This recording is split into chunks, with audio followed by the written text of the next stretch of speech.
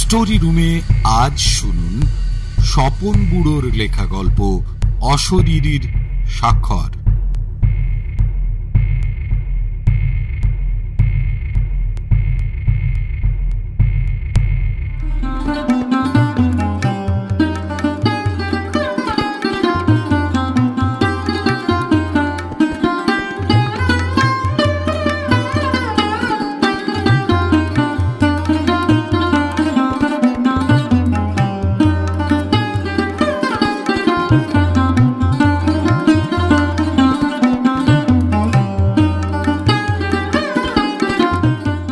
অখিল নিয়োগী স্বপন বুড়ো নামেই অধিক পরিচিত। ব্রিটিশ ভারতবর্ষের পূর্ববঙ্গে অর্থাৎ এখনকার বাংলাদেশের ময়মনসিংহের সাঁকরাইল টাঙ্গাইলে তিনি জন্মগ্রহণ করেন। স্কটিশ চার্চ কলেজিয়েট স্কুল থেকে ম্যাট্রিক এবং সিটি কলেজ থেকে আইএসসি পাশ করে আর্ট কলেজে ভর্তি হন। তখনই শিশু সাথী পত্রিকায় তাঁর ধারাবাহিক উপন্যাস বেপরোয়া প্রকাশিত হয়।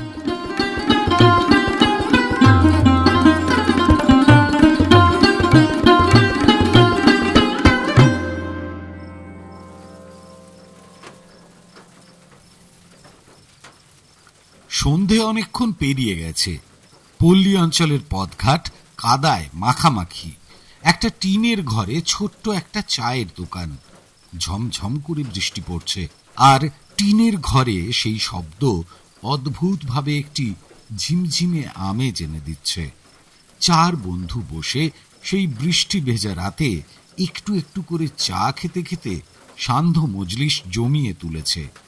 খেলার খবর, ভুখা মিছিলের বার্তা, ইলেকট্রিক ট্রেনের কাহিনী, সিনেমার নানাবিধ গল্প। অবশেষে আপনা থেকে এই গল্পের মোড়টা যেন ভূতের কাহিনীর দিকেই এগিয়ে গেল। রক্ত যাদের গরম, জীবনটাকে তারা তুড়ি মেরে উড়িয়ে দিতে ভালোবাসে। তারা চট করে ভূতকে বিশ্বাস করতে চায় না। ভূতটা যেন একটা রসিকতার ব্যাপার। চায়ের মজলিসে গরম পাঁপড়ের মতোই তা মুখরোচক। না হলেও ক্ষতি নেই, কিন্তু গরম গরম পেলে অতি সহজেই সান্ধ্য মজলিসটা বেশ জমে ওঠে। এমনিভাবেই চারটে তরুণ বন্ধু ভূতের গল্পে মশগুল হয়ে উঠল। বাইরের দিকে ওদের তাকাবার ফুরসত ছিল না, কেননা বাইরেটা ছিল বড্ড অন্ধকার। তাকালেও চট করে কিছু চোখে পড়ে না। অনেকক্ষণ ধরে একঘেয়ে সুরে যে বৃষ্টি পড়ছিল, তাতে যে কোনো মিয়নো গল্প দিব্যি জমে ওঠে। আর এ তো ছিল সান্ধ্য মজলিসের সেরা অনুপান, ভুতুড়ে গল্প। কাজেই ছেলেরা নিজেদের মধ্যেই যেন মাকড়সার জাল বুনে একেবারে সমাধিস্থ হয়ে গিয়েছিল। এমন সময়ে ঘরে এসে ঢুকলো একটা লোক। তার সারা অঙ্গ ঢেকে রয়েছে একটি বর্ষাতি, আর সেই বর্ষাতি থেকে ক্রমাগত জল ঝরে পড়ছে। চার বন্ধু অবাক হয়ে সেই দিকে তাকালো। তাদের মনে হলো যেন কোনো ভূতের গল্পেরই একটি চরিত্র বাইরের ওই সূচিভেদ্য অন্ধকার ভেদ করে তাদের সামনে আত্মপ্রকাশ করল। ওদের বিস্ময় অবশ্য সেখানেই কেটে যায়নি, কেননা আরো ভালো করে তাকিয়ে ওরা বুঝতে পারল যে আগন্তুক তাদের পল্লী অঞ্চলের কেউ নয়, একেবারে খাঁটি সাহেব। তখন ওদের বিস্ময়ের আর পরিসীমা রইল না। সাহেবটি সরাসরি তাদের কাছেই চলে এলো। তারপর ওদের দিকে চোখ রেখে অস্ফুট কণ্ঠে প্রশ্ন করল, এখানে হন্টেড হাউস কোথায় আছে? চার বন্ধুই কলেজের পড়ুয়া, তাই বিদেশি সাহেবের সঙ্গে কথাবার্তা চালাতে তাদের কোনো অসুবিধেই হলো না। বন্ধুদের মধ্যে প্রথমে রমেনই কথার উত্তর দিল। বলল, এই গ্রামের ভেতরে মাইলখানেক পথ চলে গেলে একটা বিরাট জমিদার বাড়ি আছে, বহুদিনের পুরনো বাড়ি। কেউ এখন বসবাস করে না সেখানে, তারই দোতলায় একটা ঘর আছে। কেন, সেখানে যেতে চাও নাকি? শৈলেশ তার মুখের কথা কেড়ে নিয়ে ফোড়ন কাটল। হ্যাঁ, সেই নির্জন ঘরে যদি এক রাত কাটাতে পারো তাহলেই ভূতের ঠিকানা পেয়ে যাবে সাহেব। এই কথা শুনে সাহেব বিচ্ছিরি গলায় কেমন যেন হেসে উঠল। ক্রমাগত চিৎকার করার পর যেভাবে মানুষের গলা ভেঙে যায়, অনেকটা সেই রকম তার গলার আওয়াজ। সাহেব তারপর ওদের দিকে একবার বাঁকা চোখে তাকালো আর নিজের কোমরে গুঁজে রাখা রিভলভারটা খুলে নিয়ে ডান হাতের চেটোয় ঘন ঘন নাচাতে লাগলো। ওর ধরন ধারণ দেখে চার বন্ধু বড্ড অস্বস্তি বোধ করতে লাগলো। কোত্থেকে এলো এই সাহেব? ওর নিয়তি কি ওকে এই জলঝরা রাত্রে এই অজ পাড়া গায়ে হাতছানি দিয়ে ডেকে এনেছে নাকি? বুদ্ধু রসিকতা করে প্রশ্ন করল, তা সাহেব, সেই ভুতুড়ে বাড়িতে তুমি একাই যেতে পারবে, না লোক আর লণ্ঠন সঙ্গে জুটিয়ে দিতে হবে গো? সাহেব আর একবার তার সেই রহস্যময় হাসি হেসে উঠল। তারপর পকেট থেকে নিজের টর্চটি বের করে বাইরের মিশ কালো আধারের উদ্দেশ্যে যেন আলোর বুলেট ছেড়ে দিল।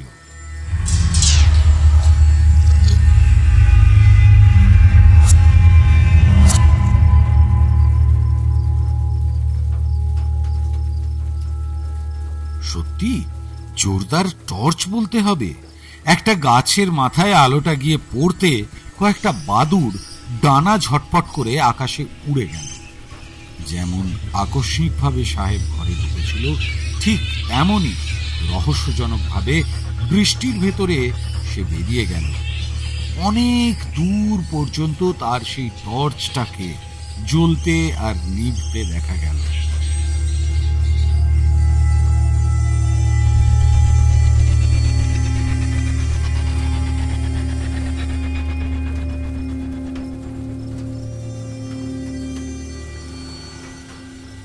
ঘরের ভেতরে বন্ধু চারজন নির্বাক হয়ে বসে রইল। সাহেবকে পুরো জমিদার বাড়িতে পাঠানো ঠিক হলো কিনা সেই কথাই ওরা হয়তো ভাবতে লাগলো। প্রতিবাদ করার সময়ও যে সাহেব দিল না, এই কথা মনে করে ওদের সব্বার নিভৃত অন্তরে যেন একটা অজানিত আশঙ্কা ঘনীভূত হয়ে উঠল।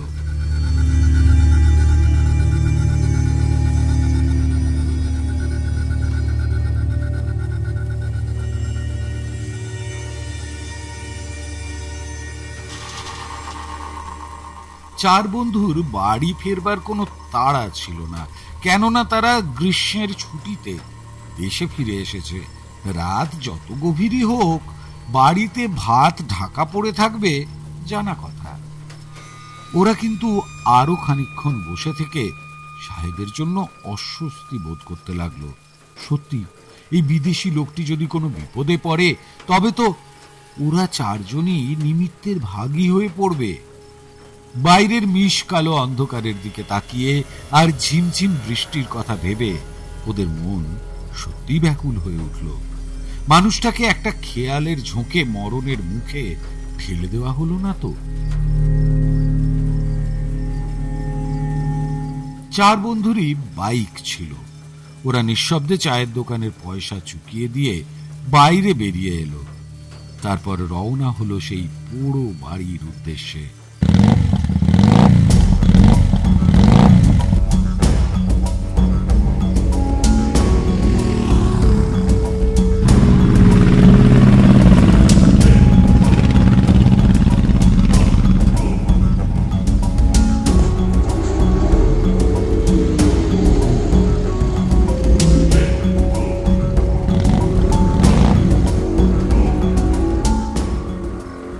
বহুকাল তারা ও অঞ্চলে যায়নি।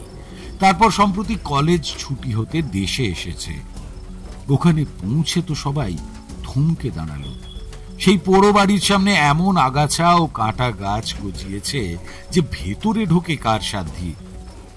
অনেকক্ষণ বৃথা চেষ্টা করে তারা জীর্ণ প্রায় ভবনটিতে ঢোকার আশা একেবারে ত্যাগ করল। ভূত ছাড়া সাপের ভয় তো আছে। এই অন্ধকার রাত্রে পোড়ো বাড়িতে ঢোকা মানে নিজের জীবনটাকে জমের হাতে তুলে দেওয়া। তাদের আগে যে আর কেউ এই বাড়িতে ঢুকেছে এমন কোনো চিহ্নও তারা খুঁজে পেল না। দূর থেকে তারা অপরিচিত সাহেবকে উদ্দেশ্য করে ডাকাডাকি করল, সাহেব, ও সাহেব, ও সাহেব, সাহেব, ও সাহেব, কোথায় গো, তুমি কোথায় গেলে?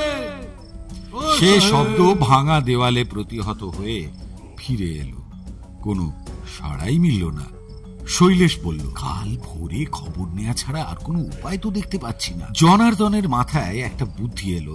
সে বলল, আমরা বড়জোর গ্রামের চৌকিদারকে খবরটা দিয়ে যেতে পারি, যদি সে রাত্রে বাড়িটার উপর একটু নজর রাখে।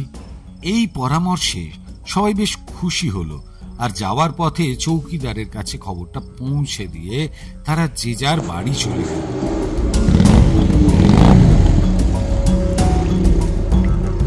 তখন জলটা একটু ধরেছে বটে, তবে পথের দুপাশের বড় বড় গাছ থেকে টুপটাপ করে ফোঁটা পড়ছে।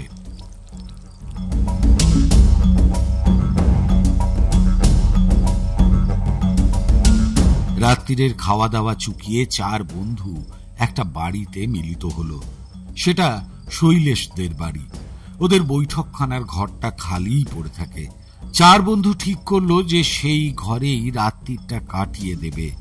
কেন যেন ওদের মনের কোণে বৃশ্চিক দংশন হতে লাগলো যে সাহেবের যদি কোনো অনিষ্ট হয় তবে তা আইনের চোখে না হোক, পরোক্ষভাবে তার জন্য ওরাই কিন্তু দায়ী থাকবে। জনার্দন মন্তব্য করল, এসো আমরা একটা রাত জেগে কাটাই, কি জানি যদি কোনো খারাপ খবর থাকে তবে চৌকিদার এসে আমাদের ডেকে তুলবেই। রাত জাগা ঠিক হলো না। গল্প করতে করতে কখন যে ওরা ঘুমের কোলে ঢলে পড়েছে সে কথা নিজেরাই জানতে পারে। আচমকা সকলের ঘুম ভেঙে গেল শেষ রাত্রিরে চৌকিদারের হাঁক ডাকে। চৌকিদার ওই বাড়িটার ওপর দৃষ্টি রেখেছিল।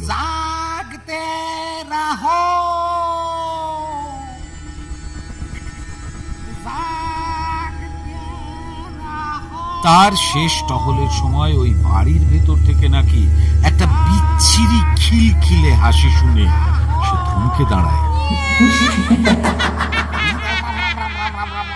তারপর সে ক্রমাগত রাম রাম চিৎকার করতে থাকে। একা সে বাড়িতে ঢোকবার সাহস চৌকিদারের ছিল না, তাই কলেজের বাবুদের ডাকতে এসেছে।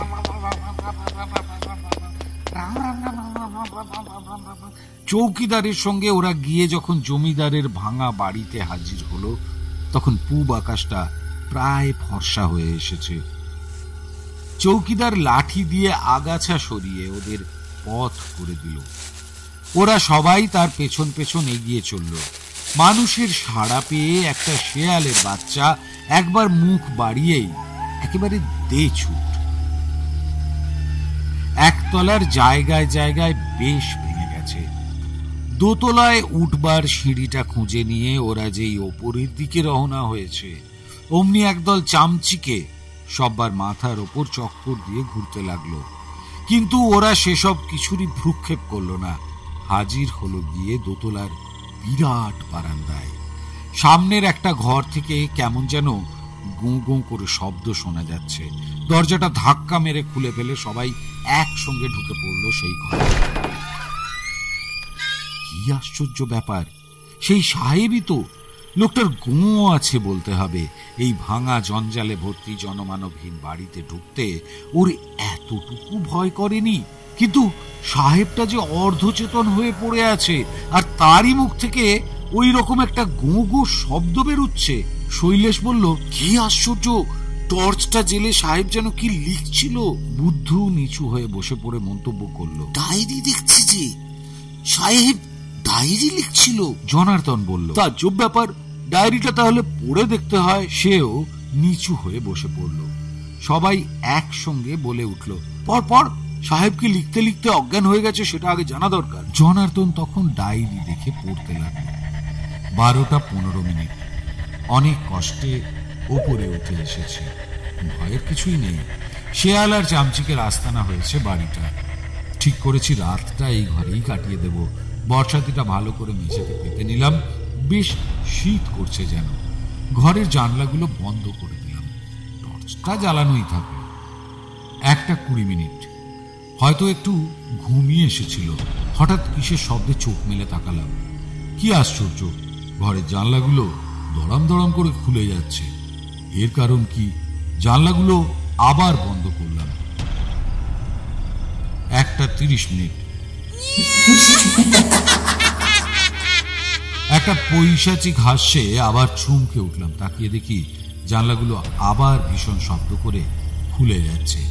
এবার সত্যি আশ্চর্য হলাম। উঠে দাঁড়ালাম। বৃষ্টি অনেকক্ষণ থেমে গেছে। ক্ষীণ চাঁদের আলোতে বাইরেটা ভালো করে নজরে পড়ে না। পাশের ঘরে কি কেউ ফুপিয়ে ফুপিয়ে কাঁদছে?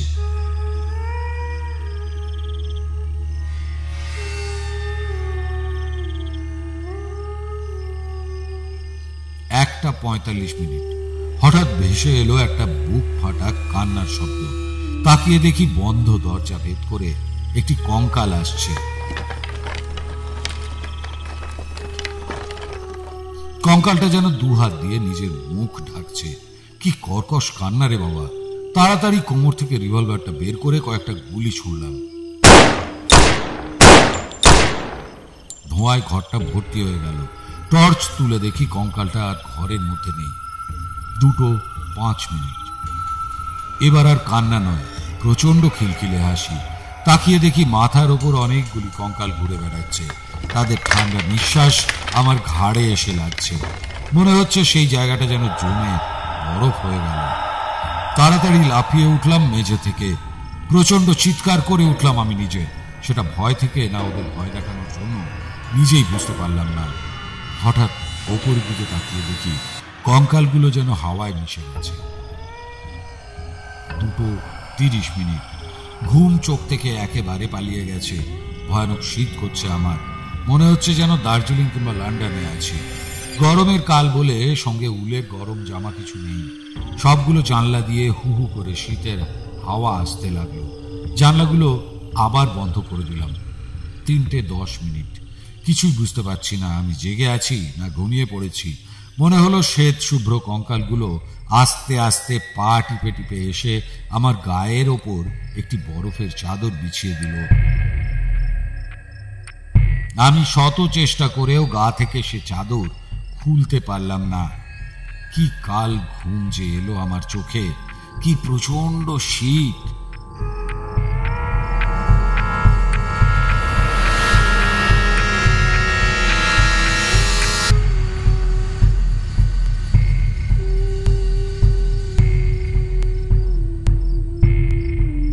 ডায়েরিতে এই পর্যন্তই লেখা আছে।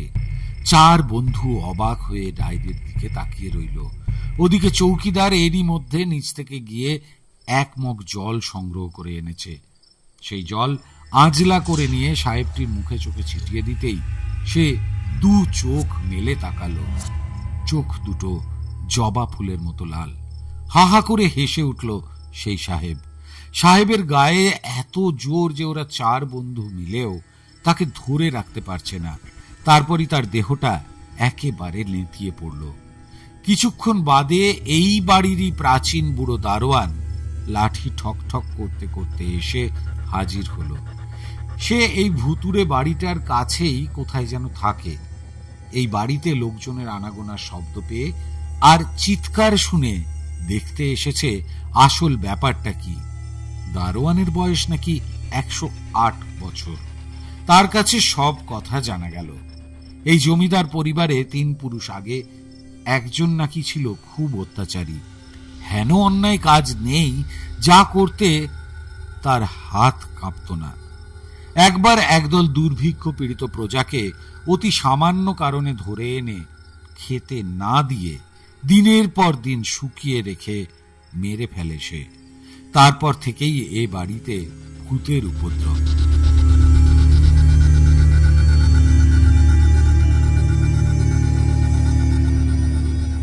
শোনা যায় সেই জমিদার নিজেও নাকি ভূতের হাতেই মারা পড়েছিল। কাহিনী শেষ করে সেই অতি বৃদ্ধ দারোয়ান আকাশের দিকে হাত তুলে বলল, নসিব নসিব, সবই নসিব, নইলে এই পরদেশি সাহেব এখানে প্রেতাত্মার হাতে প্রাণ দিতে আসবে কেন? নসিব নসিব।